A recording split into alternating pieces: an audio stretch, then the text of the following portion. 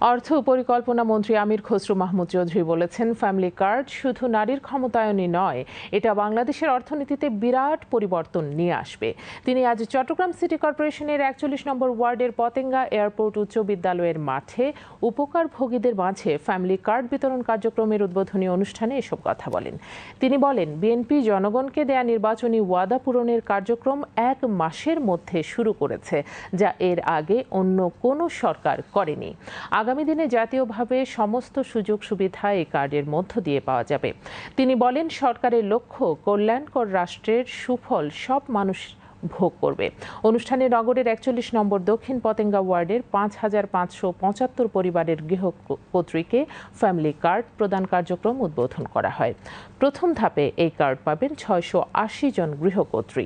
Chittagong city mayor doctor শাহাদাত হোসেনের সভাপতিত্বে অনুষ্ঠানে পার্বত্য প্রতিমন্ত্রী ব্যারিস্টার মীর মোহাম্মদ হেলাল উদ্দিন ও সংসদ সদস্য আবু সুফিয়ান অন্যান্যের মধ্যে উপস্থিত ছিলেন।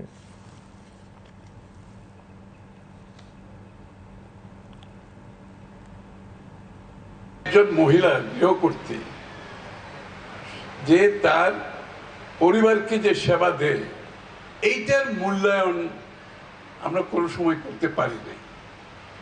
আজকে ফ্যামিলি কার্ডের মাধ্যমে জনাব তারেক রহমান সাহেব যে পিছিয়ে পড়া মানুষগুলো আছে বাংলাদেশের, তাদেরকে মূল্যায়নের জন্য প্রথমে বেছে নিয়েছেন যে আমাদের পরিবারের যিনি নারী প্রধান, তাকে যদি ক্ষমতায়ন করা না যায়, তার যদি সক্ষমতা বাড়ানো না যায়, তার যদি আত্মবিশ্বাস বাড়ানো না যায়, তার যদি সামাজিক সম্মান বাড়ানো না যায়, তাহলে আগামীর বাংলাদেশ করতে পারবো না।